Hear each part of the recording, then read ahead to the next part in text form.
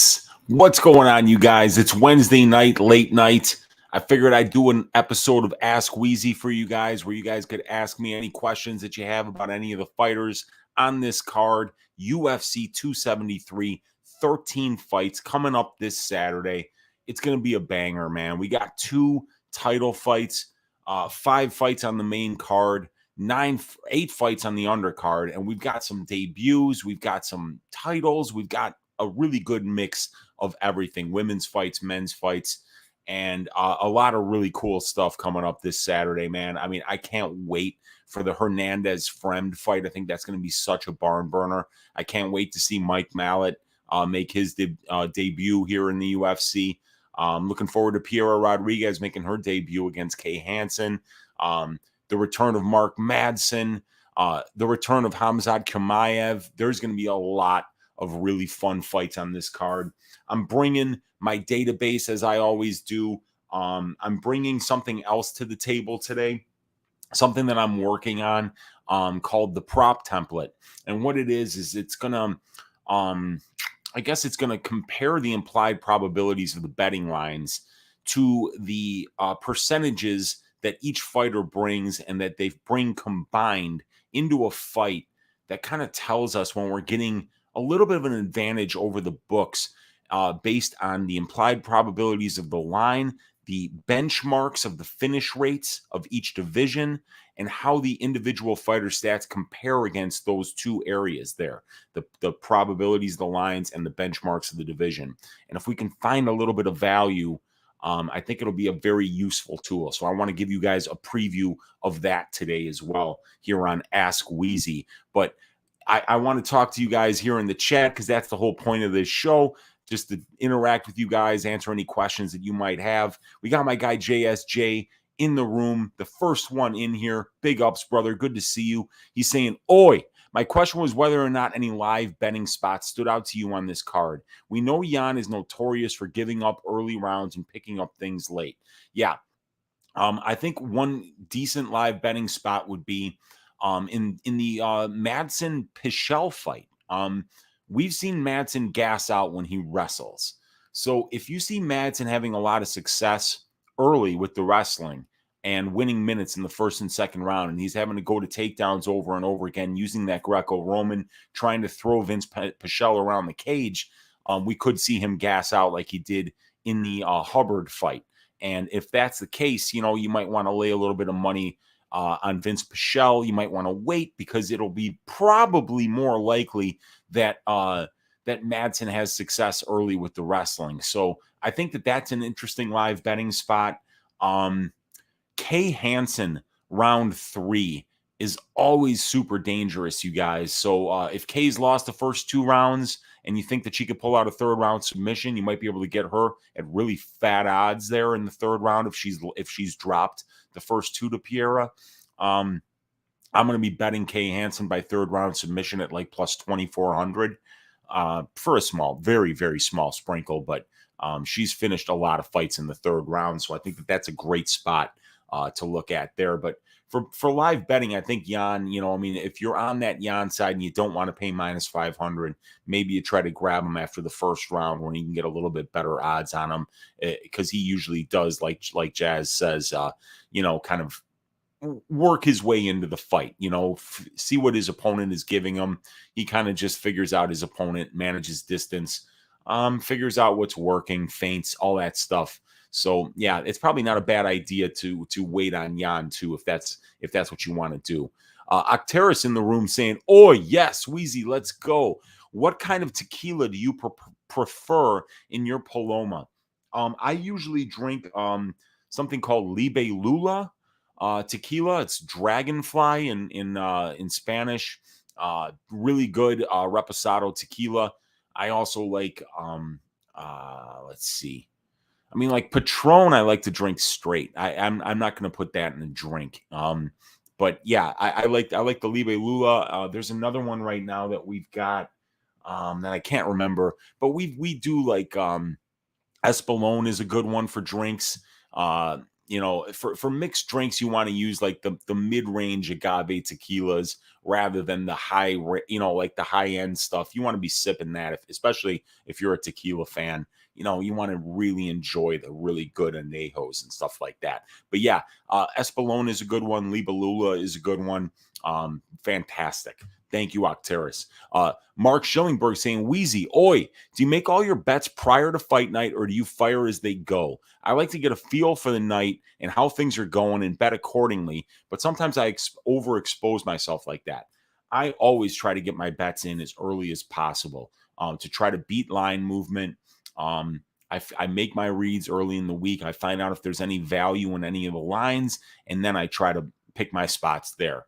I try to be done before probably I'll make my last bets after weigh-ins usually if there's anything I'm waiting on, or if I want to see if a line moves anymore after weigh-ins, waiting for a little bit of value. But I don't like betting on the day of. I like to have all my bets in, let the fights take place as they're taking place. Don't get too worried about if I'm losing or if I'm winning, trying to make back what I lost. I think that's a bad idea sometimes. So I like to have all my bets in beforehand, let the fights play out, and not try to, especially if I get down early, not try to chase losses. I think that's a very bad thing to do. Sometimes you just have a bad day, and if you chase, you just make it worse. And then sometimes also when you're having a good day, you might start like sprinkling some stuff that you wouldn't have sprinkled, just thinking like I'm playing with the house's money, and you might give some of it back.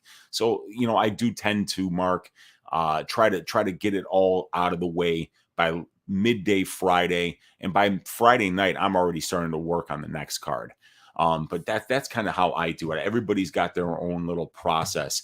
We got Bumbo Clot saying, Weezy, what's up? I got a lot invested in Ian Gary. Am I bugging or should I cash out some bets? Well, I guess it depends on where you got in, Bumbo, because there's no shame in getting in early, beating some line movement, and then saying, you know what, I'd rather just lock in the profit. Because there's a lot of people who've got Ian Gary tickets at like minus 230. It's minus 400 now. So you could arb out and guarantee yourself a profit. And there's never any shame in doing that, especially if you are a little bit nervous about the bet. Darian Weeks gave a really good account of himself in his UFC debut. But as far as Gary goes, he's really good all around. There's a reason why he's hyped. There's a reason why he's a big betting favorite on Saturday. And that's because he's a well-rounded fighter who is really pleasing to the eyes. The striking looks great. His get-up game looks great. His ability to be able to win minutes with the grappling and prevent his opponent from winning minutes in the grappling looks really good. And the striking just pops. It kind of jumps off the page. You really see it, that he's got something special. So, I understand a little bit of cold feet, but I guess it just depends on how early you got in. If you've beaten line movement and you can get out for a guaranteed profit, that's really what we're trying to do. We're trying to make money every week. We want to make money. So if you can't, if you're nervous about it and you can lock in a profit, there's never any harm in doing that, Bumbleclot. Andy MG saying, oi, Uncle Weezy, how close are you to paying attention to the fighter weigh-ins, and what will, if anything, cause you to hedge or second guess your initial read of a fight? So, I try to make my reads before I listen to anybody else. I think part of the great thing about doing Stat Diggers with Brady on Sunday nights is that we get a jump on the card, and we kind of get to give an early look on Sunday and then go deeper as the week goes on. But you can really only scratch the surface in a short amount of time. So I think, if I'm hedging out of something, it's probably because some new piece of information came out, or because I didn't take something into account in my initial analysis of the fight. Like, for instance, I might have looked at both fighters' tape, and saw the fight as a 50-50 fight, saw the guy that was the big underdog be like, oh, I'll put some money on him. I think he's got a 50% chance. And then, I might hear something like, oh, well, he's been out for 18 months and, he pulled out of a couple fights. He might not entirely be 100%. If it's on me that I didn't do enough initial research and miss something, that's something that might cause me to hedge out. But weigh-ins, that's something I try to be cognizant is if I need weigh-in information before I make the bet. Um, for instance, Aspen Ladd, has had really bad times on the scale against Jermaine Durandamy and in her last fight as well against Dumont. And even in the fight before that, before the Dumont fight, after the Jermaine Durandamy fight. So if I was on the Ladd side, I would be waiting for her to weigh in. I would want to make sure that she's not crying on the scale again. So yeah, weigh-ins are important for certain fighters. In this case, this Saturday, I'd like to see how Hamzat Chimaev looks on the scale before I would lay minus 600 on him. So that's something that I will definitely look at. Certain fighters, I want to see them on the scale because I know they cut a ton of weight. I know they've missed weight before. And then I know some guys, will just intentionally miss weight because they want a wrestling advantage and they want to be a little bit bigger than their opponent. So these are things that we all take into consideration, but I try to take my bets early in the week.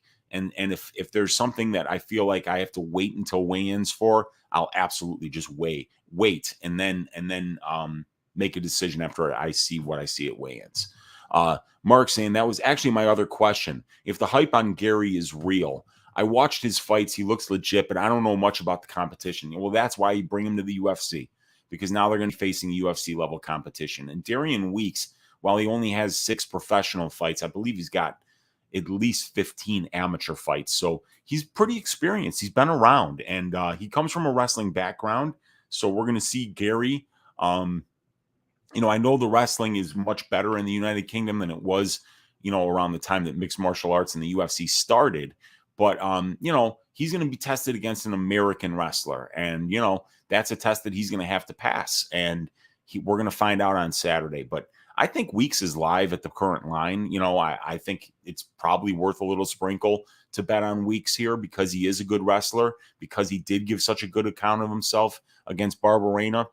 So yeah, I think it's a very interesting matchup, but I'm looking forward to Gary. I thought he had a good performance in the debut against Jordan Williams, and I think Jordan Williams is a tough opponent. So he handled that one pretty well. He ate some shots, but everybody eats shots, unless your name is Hamzat Chimaev. So he's got a long way to go. This is the next step up the ladder for him, and I think the hype is real. But I think Darian Weeks is a tough opponent. And hype only means so much when you're at the UFC level. Now you're fighting the best competition in the world, and we're going to find out what he looks like, Mark. Papa Chuck saying, being out in Avondale, please tell me you've been to Kuma's Corner. Best burgers ever. I'm living in Idaho now, but I miss the Chicago food scene. Smoked barbecue just came to mind too. Yeah, dude, definitely been to Kuma's. Kuma's walking distance from my place. So love Kuma's. Love the metal in there. Love the Kaijo burger. Love the sour vein burger. Awesome stuff. Burgers that are over a half pound. Some of the best in the country, like you say, and they play metal at full volume in there. It's a unique eating experience. Smoked barbecue, that place I have not tried yet. We got some friends that have a kitchen over here called Soul and Smoke Barbecue that does amazing stuff. Shout out DeAndre and Heather from Soul and Smoke. They do amazing work. And that is my barbecue of choice, but I have not tried smoke yet. I'm gonna have to check that out, Papa Chuck. But yes, I've definitely been there, and it is fantastic.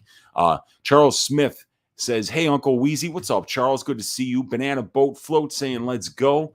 Octera saying, everyone smash that like button. DK saying, yo, Weezy, my guy, better walkout song. Land Down Under, Men at Work for Volk, or Zombie, Cranberries for Zombie. Yeah, I would have to go. See, I hate that song Zombie by the Cranberries. I hate it. It was so popular when I was in college, and it got played on a fucking loop, and it was just ad nauseum. So I don't like that song, but I think it's a good walkout for Zombie. But I think Zombie would do better with something else, something with a little more of an edge. I mean, remember, he's an actual zombie, so maybe some metal, maybe some hardcore, something a little more with a little more of an edge than the Cranberries. So yeah, I'm oh God, I don't like either of those walkout songs.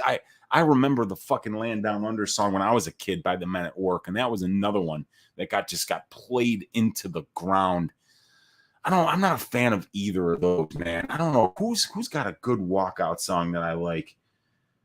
Oh man, I'd have to think of it, because nobody's really impressing me. I'm a big music guy, so like when somebody comes up with something that like jumps up, okay.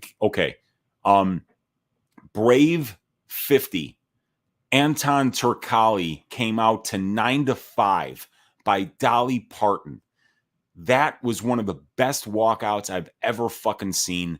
He did it in his own style, comes out to Dolly Parton, starches his opponent in 10 seconds, jumps over the cage and runs back to the locker room. Anton Turkali from Sweden, 205-pounder. Can't wait to see that dude fight again.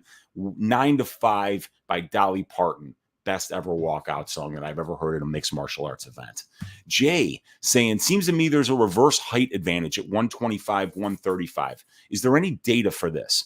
But seems like there is better to be shorter at these lighter weight divisions. So I haven't run the analytics on height, but some time back, I was working on analytics for the straw weight division, and then I fucked it all up. But one of the things that I found in the straw weight division for women was that reach advantages, they basically predicted losses. Usually, women with reach advantages were losing 60% of the time. So it was really strange that at 115 for women, we saw, something that we were using as an indicator of statistical significance of a win was actually statistically significant for predicting losses. That was a reach advantage. So it's interesting. Yes, you might see something like that, but you always have to run the data. Until you run the data and have done the back testing, you really can't know whether there's any kind of a trend there. And that's something that's behind the scenes and is a ton of work to do, you guys, but I am working on that. And I have seen some indications that something like that could definitely be possible, Jay, something to look at. And then we got Kyle Kelly saying, smash the like button, brothers. Appreciate you, Kyle. We got PSSA saying that's some Jacques Tits algorithm-ish. Yeah, man. Jacques Tits. You want to see some Jacques Tits algorithm shit, you guys? Let me show you guys my prop template. Okay, so this is something I'm pretty excited about. It's going to be hard to look at, you guys, right now because it's still kind of in its infancy. But this prop template here, and I'm going to zoom in on it for you guys. So we got the 115-pound women's division here, and this is a naked template that I'm going to cut and paste lines from my database into this template. And then the template is going to autofill with all the career statistics of the two fighters, of their career statistics combined together. And we're going to compare those statistics and those rates that we get against the implied probabilities of the lines and against the divisional finish rate. So right here, we can see that the women's 115-pound division, this line that I'm on right here is weight class finish, you guys. So in 2013, there were no strawweight fights. In 2014, strawweight fights finished at a 27.27% rate. In 2015, they finished at a 40% rate, and then on down the road here, you guys. And when we look overall, we see this percentage here, right? And we see that these strawweight fights for females, and these are only 3-round fights. I've stripped out all the 5-round fights from the data. They're finishing at a 30.54% clip. So we can take that and use that as a benchmark to determine whether we're overpaying or underpaying for lines in a particular weight class here. And so we know that these fights are finishing inside the distance 30.54% of the time. 62 out of the 203 3-round fights that have happened since 2013 have finished inside the distance in the women's strawweight division. 141 of them have went to decision. And then these are the rates for under 2.5, under 1.5. And I have this analytics page over here, you guys, where I have the analytics for all the divisions. So we see women's strawweight up here, flyweight, bantamweight, women's featherweight, which I'm not going to do. There's not enough data. Then flyweight, bantamweight, lightweight, all that stuff, all the way down to heavyweight. And I've got, fight doesn't go to decision data here for all the weight classes, and then the finishes for all the weight classes. So that's also included in the template so that you can also look at what those probabilities are, what those finish rates are, what those under 2.5 rates are, what those under 1.5 rates are. And what we do now is I'm going to take like this template, right? That women's 115, and I'm just going to create another sheet here. No, I can't even do that. No, don't do that. I'm going to just create a new tab here, you guys. And I'm going to cut and paste this template into that new tab. And then once I do that, I can take because it's the women's 115-pound division, I can say, well, let's look at that Mackenzie Dern versus Tecia Torres fight, right? So I'm going to go into my fighter database here, which I don't have up. So that is...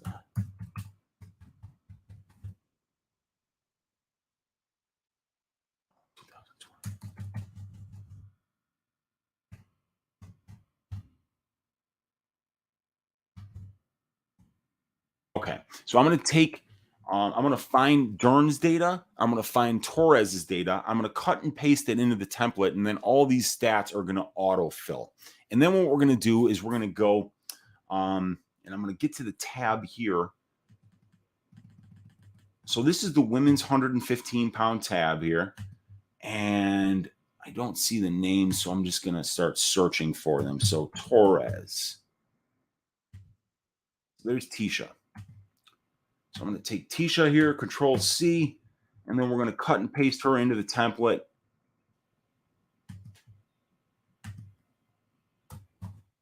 All right, and then I'm going to cut and paste Mackenzie Dern's information into the template. So let's search Dern. So there's Mackenzie. Control C. And we're going to go here back into the template. All right, so now we've got all the information. And we see here, this is the fight doesn't go to decision, right? So what I'm taking here is the overall finish rates, which is the left side. And then on the right side is the UFC finish rates. And we look at Tecia Torres's overall finish rates in her wins, in her losses, and in her combined wins and losses. And we see here, and I'll zoom in for you guys so that you can really kind of see the data. So Tecia Torres, in her wins, 2 out of her 13 wins were finishes.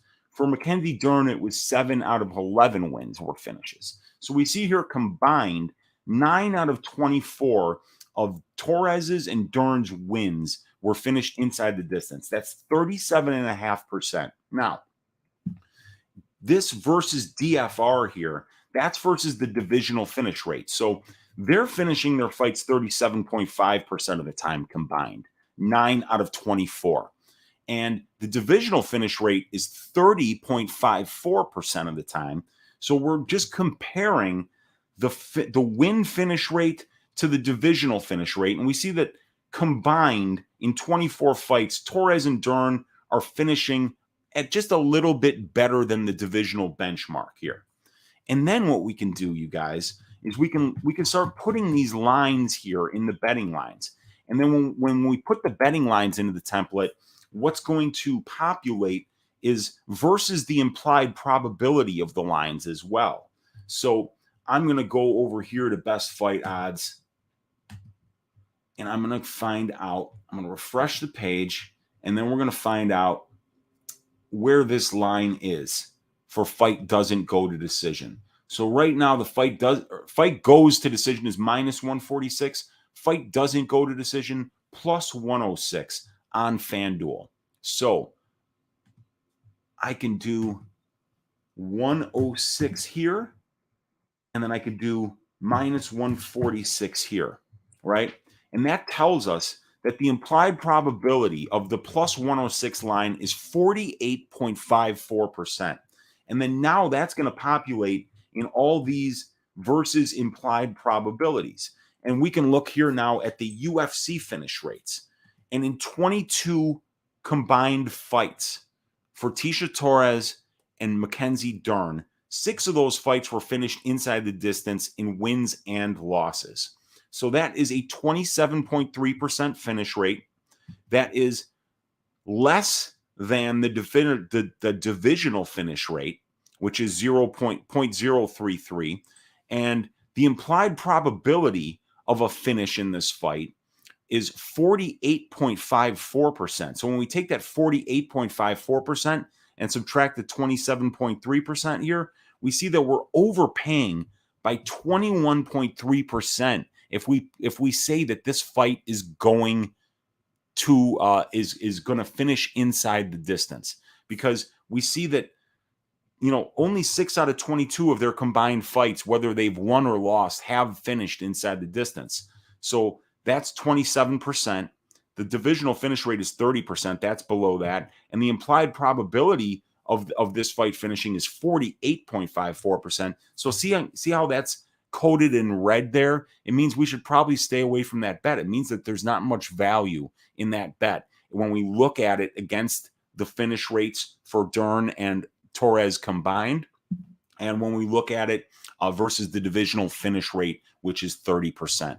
And then when we go down here, we see the decision rates, and we see a lot more green here. And that's because in the losses in the UFC, these ladies have lost a combined total of 7 fights, and they've never been finished inside the distance. So according to these combined loss rates for Dern and Torres, it's a huge advantage over the books versus the implied probability of the line going to decision, which is 59.35% at minus 146. We're getting 100%, of their fights don't finish inside the distance. So we're getting a big edge over the books there. And when we see that 72.7% of their total fights have went to decision, when you combine Dern's and Torres's wins and losses, you see versus the divisional finish rate, that's a little bit better at 3.3%. And versus the implied probability of the line, it's better by 13.4%. So what this is meant to do is just to kind of, if you're thinking of betting an over-under 2.5 and over-under 1.5, this puts all the analytics in one place. Now, I know it's busy. I know it's a lot to look at, but it is a ton of information at your fingertips. Right up here, we've got the divisional finish rates from 2013 to 2022. We've got them as an overall percentage, and we've got them as totals as well. And then we have the betting lines being converted into implied probabilities. And then we have the fight doesn't go to decision. We have the Tecia Torres, Mackenzie Dern, and then Torres and Dern combined. We have their combined finish rates and wins, their combined how they were finished in losses, and then added up the wins and the losses. We combine the divisional finish rates and the implied probabilities against the statistics of the two fighters, and we try to find some value. And I'm creating these templates for 125-pound women's division, 135-pound women's division, men's 125, men's 135, men's 145, 55, 70. I still have 85, 205, and heavyweight to go. So that's the prop template, you guys. I hope it's something that you might find useful. It's something that on the MMA engine, we're looking for a much better way to display this information so that you could use it to help yourselves make better gambling decisions, especially as they pertain to over-under bets in the UFC. So that is the prop template, you guys. That's what I'm cooking up, and that's what DK is saying. Oh, snap, Weezy cooking up something new. Can I develop a parlay spreadsheet? Says Dizzy Spider 45. So that would be interesting. I mean, I'm sure that I could, but we've got some good tools on best fight odds, Dizzy Spider. If you check this out, when you go to best fight odds right up here on the right. It says parlay. You can click that button, and then you can click. Let's say I want to parlay Volkanovski at minus 800, Peter Yan at minus 475. That shows now parlay minus 276. So there's like other places where you can kind of just like get the odds for a parlay. But then if you're asking about maybe like comparing the implied probability of the parlay to something, some other statistics, that's a possibility, but that would be something down the road for sure. But yeah, I mean, like, I'm trying to create tools that will help people make better gambling decisions. You know, I mean, we can all watch tape and we all are going to see different things when we watch two fighters fight, but the data is the data, and it can help us, it can help point us in the right direction when we're looking to find value. And that's what that prop template is trying to do, is just trying to find value. Charles Smith saying, Mackenzie Dern has got the goods and it blows my mind. She is the perfect woman for me. I wish she were single. Yeah, she's already got a kid. She's not single. She's a Brazilian Jiu-Jitsu black belt and a high-level competitor and a great fighter. Yeah, man, every once in a while, unfortunately, you know, the women that we want are taken, you know, and that's just life. That's just life, Charles. But we can still enjoy watching her fight, and she's a ton of fun to watch fight, and it's going to be a great one against Tisha Torres and Acteris. And then we got my guy DK saying, I agree. We got Chris Calanza saying, Uncle Weezy, how do you prepare a Grecian chicken? All right, well, now, first, you got to spice up the bird a little bit, right? You want to get a little bit of oregano. You want to get some lemon in there. You want to get some olive oil, a little bit of garlic, right? Some salt, some pepper, and you want to rub that bird up. You want to get it nice and, you know, you want to get those herbs worked into the skin there. You want to have nice oily hands while you're doing that. Get that in there. And then what you want to do is you want to preheat that oven to about 375. We're going to cook this bird for over an hour, Chris. And what we want to do is that last half hour, we take the bird and we flip it up top so that that juice that's in the pan there on the bottom is soaking right into the breast of the bird. That's how we're going to prepare that Greek chicken.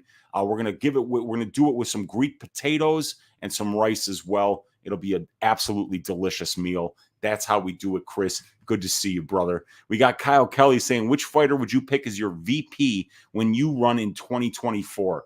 Colby, Chaos, Covington. Chris for the Love MMA is saying, oi, best bet under minus 150. Could be a parlay, prop, straight money line, anything.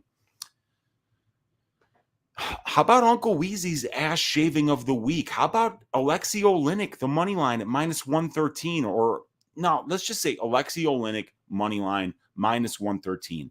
Jared Vanderaa is taking the fight on short notice. Jared Vanderaa has 20% takedown defense. Jared Vanderaa got absolutely destroyed on the ground by Sergey Spivak. And when you watch the Oleinik-Spivak fight back, when that fight goes to the ground, watch how easily Oleinik works himself into dominant positions and comes close to finishing the fight, not only at the end of the first round, but at the end of the second round as well. So that would be my best bet of the week. I am not reaching for anything this week. This is honestly going to be one of my lightest cards of the year because I took last week off, and so many of these lines have been blown the fuck out that they're just not bettable. I mean, you can't bet Volkanovski at minus 800. Peter Yan at minus 475 against Aljo is not good enough. You know, there's some, you know, even Hamzat at minus 600. That's Gilbert Burns. Gilbert Burns just fought for a title not too long ago. So these lines are blown out. So yeah, I would say Oleinik, man. And ring a ding ding. My guy Andy MG in the room with a $9.99 donation. Much love to you, Andy. Much appreciated. Saying, God bless Uncle Weezy. Always good when you chop it up with us and drop some knowledge. I love you. I love you, Andy. And I love doing this. It just gives me the opportunity to talk with you guys real casual, like answer some questions. I've got all this information at my fingertips. So hopefully you guys find it useful. And I always find it useful when you guys watch, comment, like the video, subscribe to the channel, and donate. And thank you for donating. And you know what? I missed a donation on last night's Just the Tip. My guy Nick Odd gave a $10 donation that got lost in the comments. And then I saw it after I watched it back later. I didn't thank him for the donation. Nick, job bless, man. Thank you for the donation last night. Dizzy Spider 45 saying, what about shrooms? Who doesn't love them? But actually, I don't like to eat them. Mushrooms, I find to be a food that I avoid. I don't like their taste. I don't like the texture of them. Not a fan of mushrooms. The fun kind of mushrooms, man, I'm a big fan of those. Jeffrey Coringold say, I use some Casamigos Reposado. Casamigos is a good tequila, very good tequila. Probably want to drink that straight, Jeffrey, if I'm being honest with you. You can find something a little bit cheaper to make your palomas with, because that Reposado from Casamigos is nice just to sip on its own. But that is that's a high class beverage. A Paloma with Reposado from Casamigos is a high class beverage, Jeffrey. It's what I would normally sip, but it was what was around and seemed to work well, and I'm sure it was absolutely delicious. Flavor Blasted Butthole saying, yes, sir, Unc. Any juicy parlays this week? Ready to eat up this weekend? Dude, I don't have any parlays this week.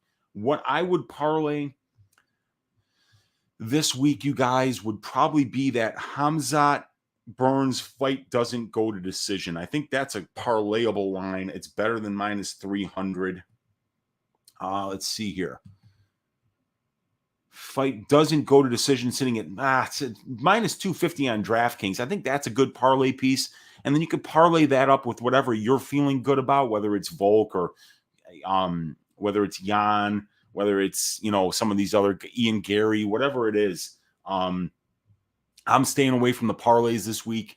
I only have a 1-unit bet on Alexei Oleinik, and I have a 1.55 unit bet on Peter Yan, round 4, 5, or decision. I'm going to be making a 3rd round bet on Kay Hansen, maybe a 3rd round submission bet on Kay Hansen.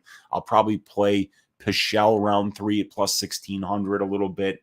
But this week I'm going to stay very, very small. Most confident bet for UFC 273. Man, most confident, huh? I do like that Peter Yan 4-5 decision. I got it at minus 155 on FanDuel at about 4 a.m. And then went immediately to bed with a sense of accomplishment that I caught that line, because I woke back up and it was minus 170 already. And it had been minus 180 earlier in the week. That is a bet I like quite a bit. I like fight doesn't go to decision for Khamzat Burns. I think is very, very safe. I know Oleinik's even money, but I just got a feeling he's going to sub this dude. I'm pretty confident about that one too, Tristan. But I think the one line that I would say, like, go ahead and parlay it up. Fight doesn't go for Khamzat Burns, man. Somebody's getting served in that one. My guy Luke Fulton in the room with the heart. Appreciate you, Luke.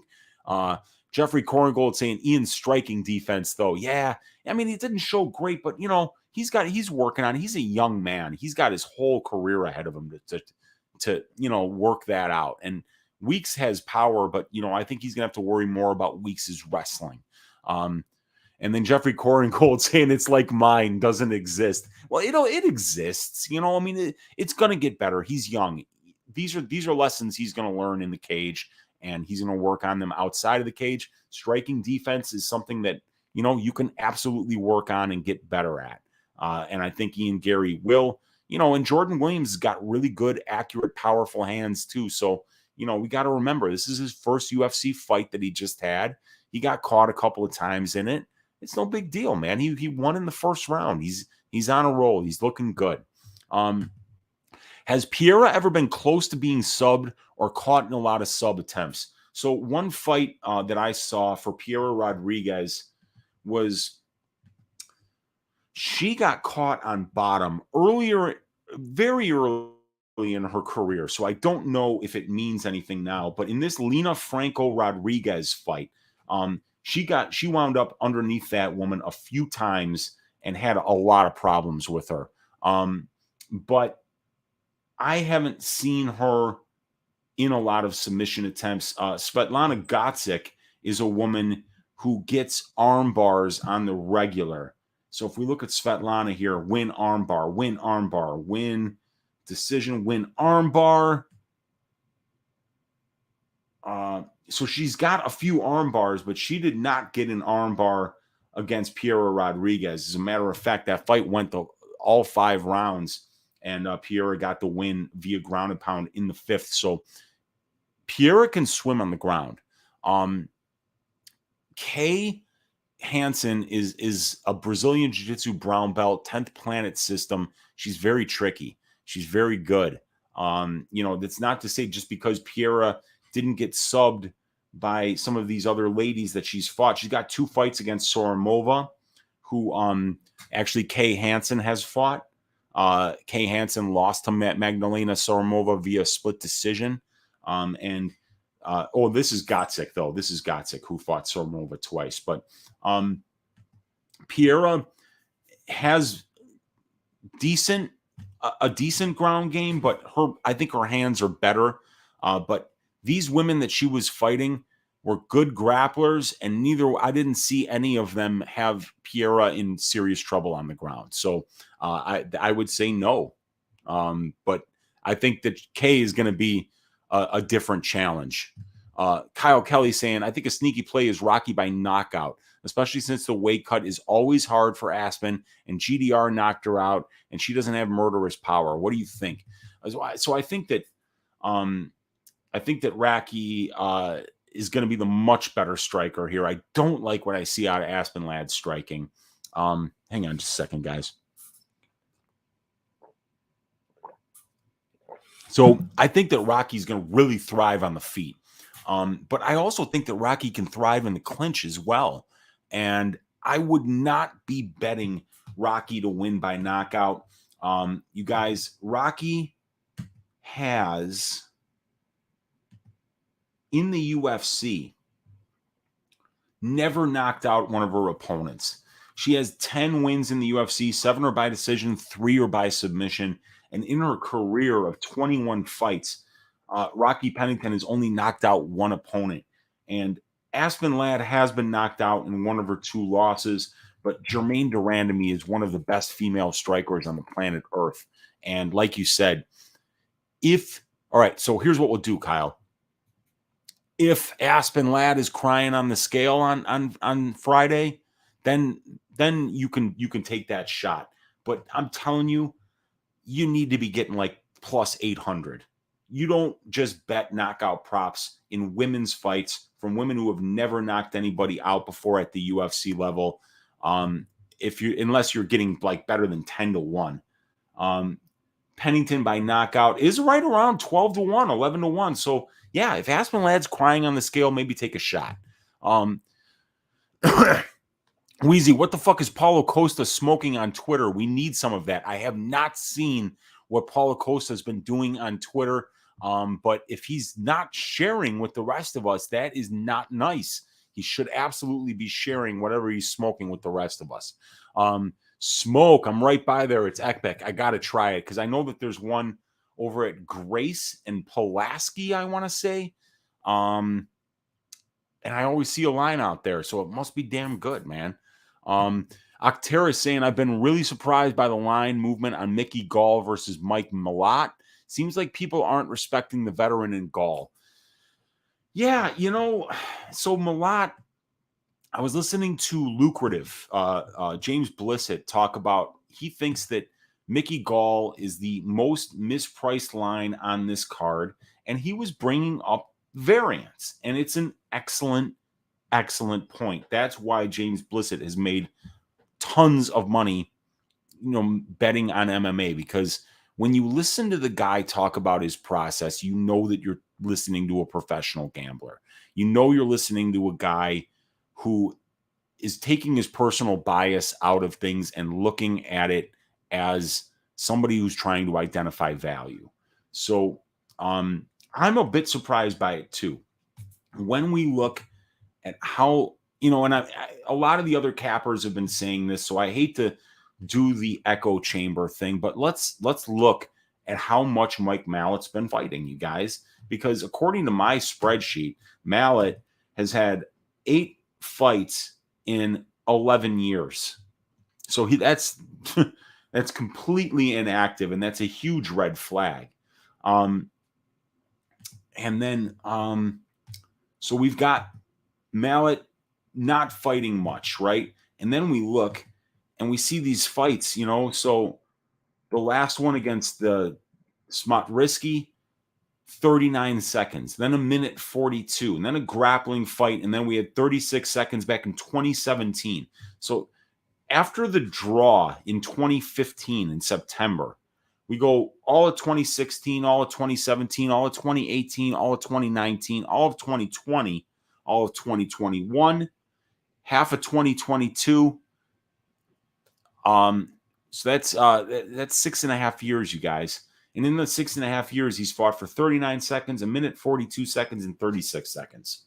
So not even 3 minutes, less than 180 seconds in the cage this guy has had in the last 6.5 years. So are you running to the window to lay minus 200 on somebody that you know literally nothing about? I mean, this can that he got off the Israeli regional scene. Boy, I mean, people trash the Alaskan regional scene. I'd much rather fight somebody off the Israeli regional scene, man. I mean, it's as bad as it gets. Did you see that fucking clown Oran Kalan that the snow leopard absolutely just dismantled? That guy was 18-0. 18-0, and he got his ass shaved as soon as he stepped up to some kind of real competition. And so that's his most recent win. And then even Renfro was piecing him up. And then he landed a nice counter, did Mallet. Yeah, man, I'm not laying minus 200 on him. I tend to agree with Lucrative that there's a lot of value on Mickey Gall in this spot. He's the more experienced guy. He's had more fights. He's fought the better brand of competition, even beaten the better brand of competition. So, yeah, man, but I'm not betting on Mickey Gall either. I'm just not betting on him. I'm not playing into that variance. I just want to see what Mallet brings to the table. And then, hopefully we'll have a lot more information about him next time and be able to make some better decisions going forward. Jeffrey saying, come through for fights. Sometime we occasionally do smoke catering. Oh, man, that sounds like a plan, Jeffrey. That sounds good. Costa's smoking DMT, slamming beers, wine with Keith, and tweeting with Keith Peterson? Please tell me it was with Keith Peterson. Please tell me he's slamming beers and wine with Keith fucking Peterson. I'm going to have to shut off this fucking... If he's doing that like right now on Twitter, I'm going to have to leave you guys and just go watch this. My word. Octera is saying, Jan's Walkout song's been pretty badass. Russian hip-hop. I like that. Cuban Assassin saying, Weezy Wheeze. I was watching Embedded, and Burns has his wife and kids at the gym. Every time these fighters bring wife and kids to the gym, it's the kiss of death. I remember back when Tyron Woodley was champion, and he was, everything was about the money and stuff, and then he had a couple of losses, and then I remember he said, I'm going to start fighting for my family. That's what I'm fighting for. And I'm like, no, man, fight for the money. You were winning when you were fighting for the money. Keep stick with what works, man. Fight for the fucking money. When you start saying family, when you seem to be more concerned about money, that's when I get worried, man. I'll tell you. Paulo Costa's Twitter is effing hilarious. Don't know what he's on. Maybe the special juice, but he's definitely on something. Paul Brasfield saying, I agree, Cuban Assassin. Yeah, man. More than one kind of special juice. Weezy, who's your favorite underdog? Mine's looking like Tiny Tornado. I think I might go with my favorite underdog this week's probably going to be Mark Madsen. I like Madsen's ability to be able to use the wrestling in order to win minutes here against Pichel.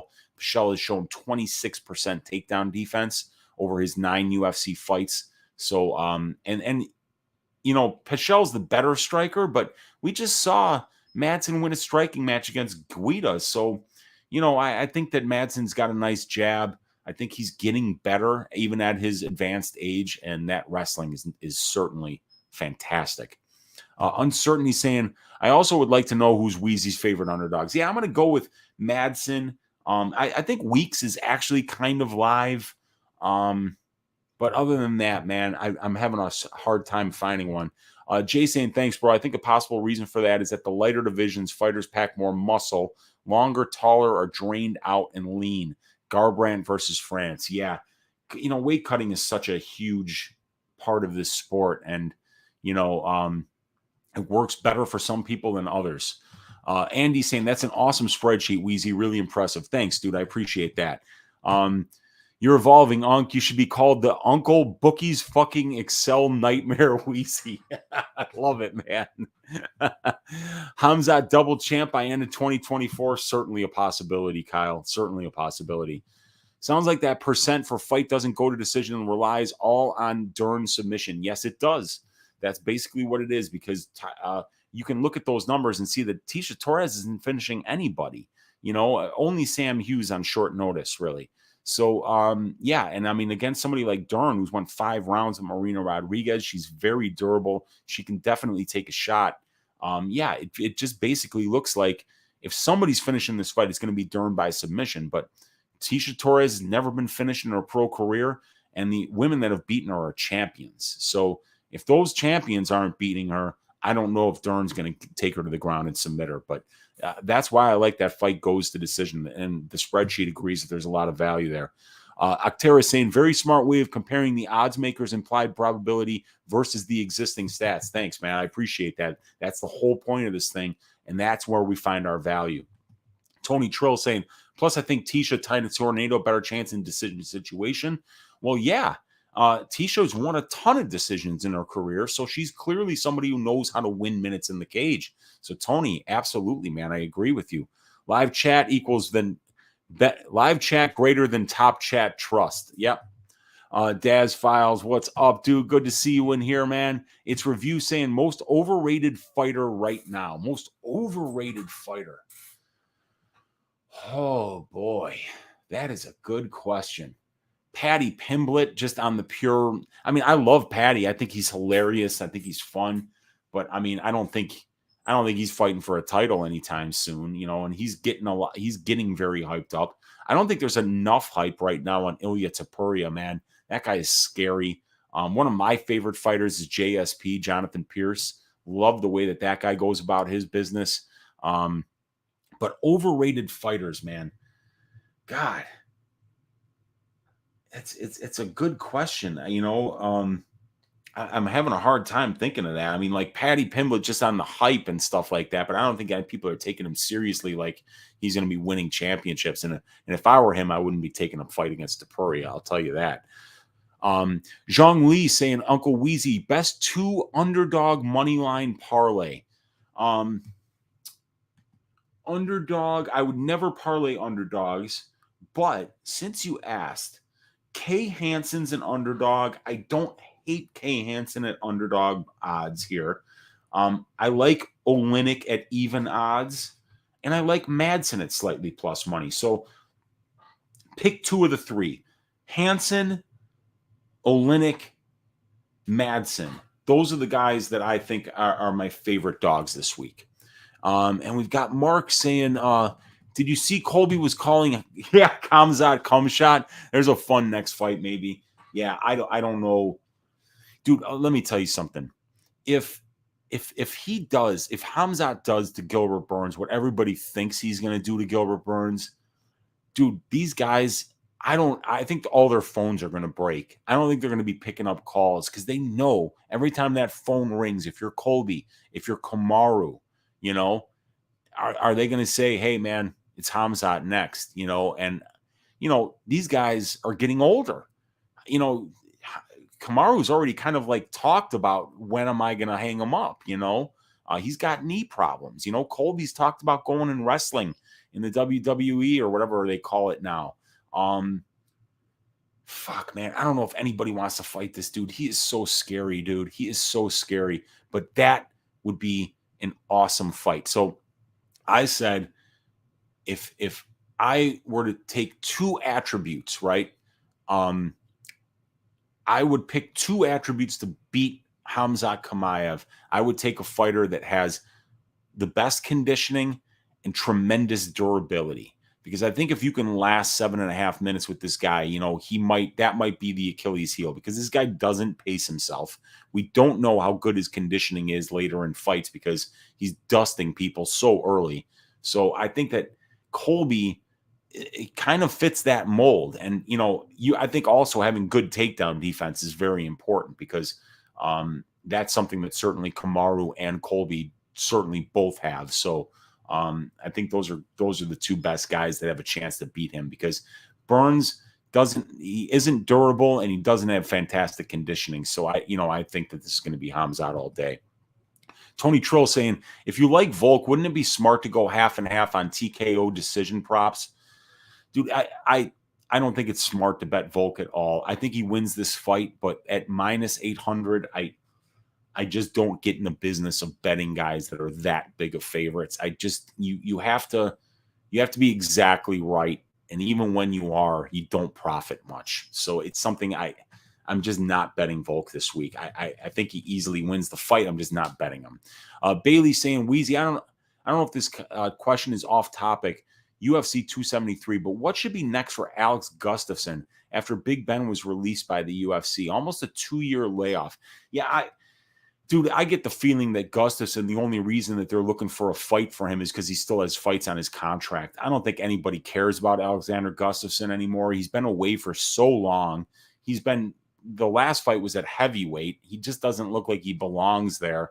So, I don't know what's next for Alex. But yeah, he was supposed to fight Ben Rothwell up at heavyweight, but then they released Ben. I don't know what happened there. So I don't know, man. I don't know what's going on with Alex. It'd be good to see him back in there, but I just don't think he's relevant anymore, unfortunately. But my memories of him are one of the best fights I ever saw in my life was John Jones and Gustafsson. So, man, I don't know what they're going to do with him, Bailey. Kyle Kelly saying, hey, Weezy, does UFC 117 Chael Sonnen beat current Izzy? Yes, he does. Yeah, I think he would. I think he'd do the same thing that he did to Anderson Silva, only he wouldn't get that triangle off his back. So yeah, I think Chael would do that. I think anybody that can actually wrestle, I think Colby could go up there at 180, 185 and beat him. I think Kamaru could beat him. Anybody that could actually wrestle and push that pace for a full 5 rounds, they'll beat Izzy. Labyrinth saying, I agree, and Gall's wrestling advantage is something he should lean on here, and that size advantage. We got to remember that Mallet is a career 145 or 155, or he's just now moving up to 170. The last fight against Smart Risky was at 170. So I think Arce is a good play. So no, I don't think he's a good play. I think he wins the fight, but I don't know anything about Daniel Santos. We can't even find his last fight. And then the last 2 fights before that were in Russia against guys that did nothing but wrestle. So I don't know what to expect about Santos. I think it's a very high variance fight. We don't know what Santos is going to look like. And you're laying a lot on Arce here at minus 185, minus 190. I think Arce should win this fight. I think he's the much better striker. I think he's really experienced and has fought fantastic level of competition and beaten fantastic level of competition. I think he should win this fight. I just don't know who Daniel Santos is. And I've watched the tape on this guy. But look, Santos hasn't fought in forever either. I think it's over 2 years since we've seen this guy. So those are the kind of situations that are high variance that, I'm not going to lie. I'm not going to lay minus 200 in a high variance situation like that on Julio Arce. This dude's last fight was in 2019.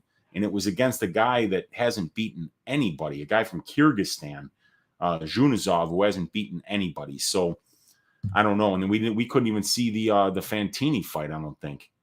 Or maybe we did. Maybe that one was available on the tape index. But either way, yeah. So I think he wins the fight, but I wouldn't bet him.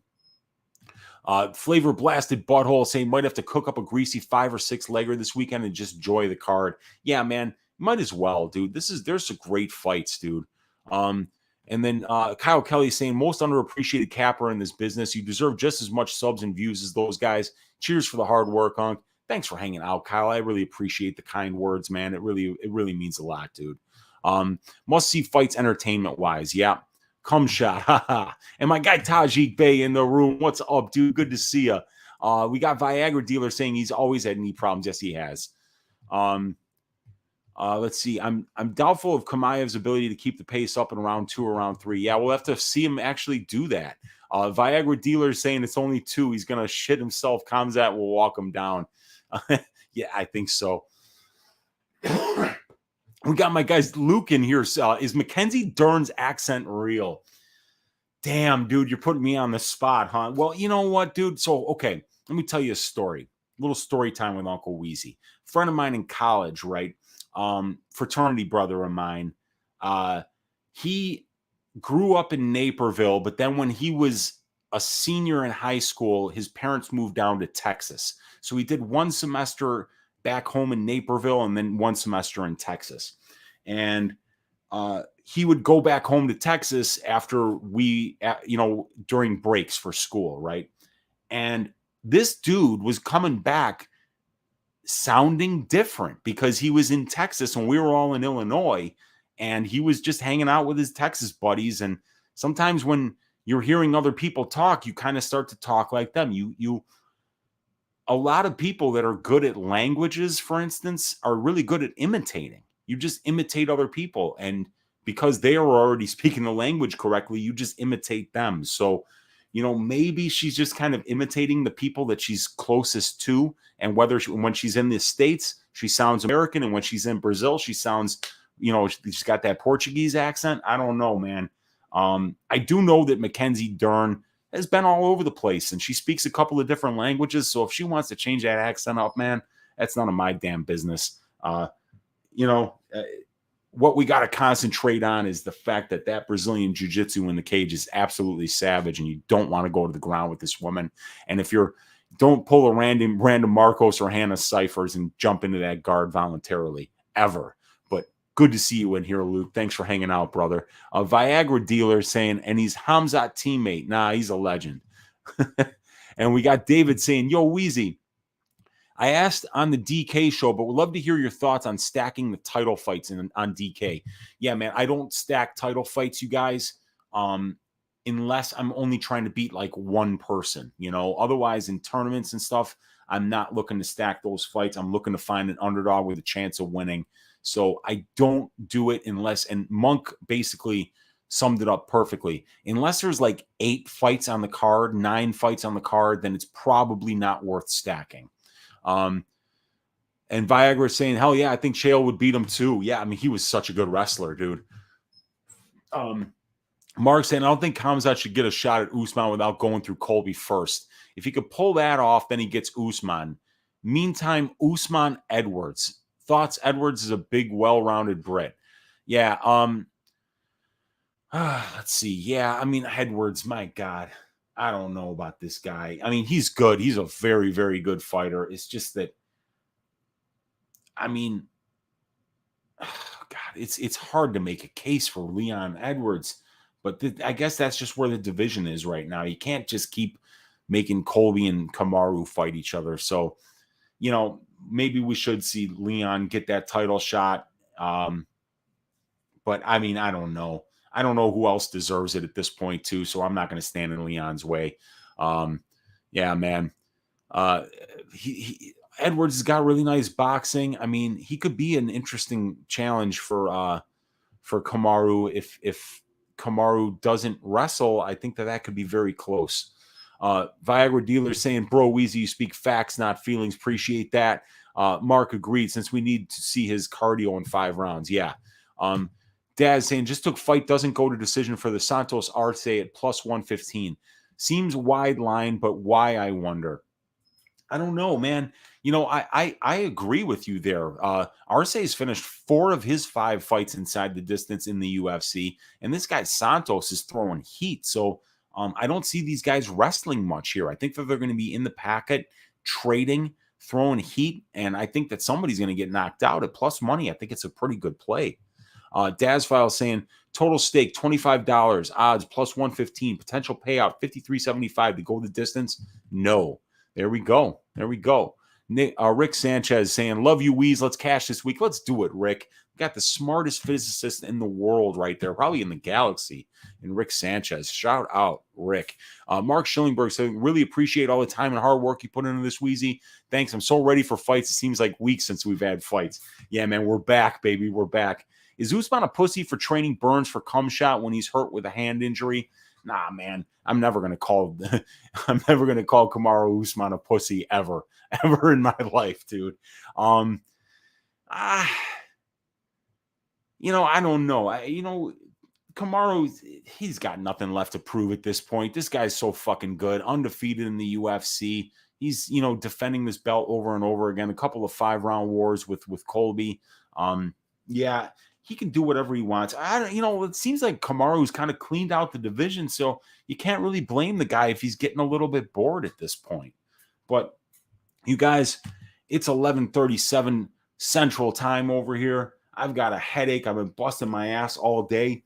I am going to go to bed and get ready for tomorrow. On the MMA Engine channel, we're going to give this prop template a whirl, and we're going to go through it for all 13 fights on this card and see if we can find some spots that this prop template is telling us where the advantages are over the bookies. So tomorrow night on the MMA Engine YouTube channel, you guys, I think 6 o'clock Central Time, 7 o'clock Eastern, we are going to be doing, what are we calling it? Probability.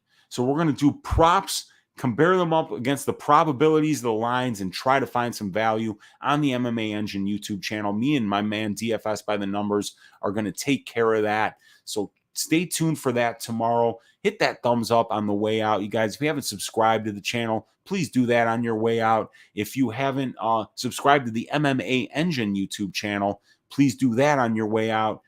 All the links to the videos that I've done this week are in the description of this video, and the link to all the stats as well. You guys, let's stack cash tickets like flapjacks for UFC 273, and I will see you guys tomorrow on the MMA Engine YouTube channel. Good night, you guys, and God bless.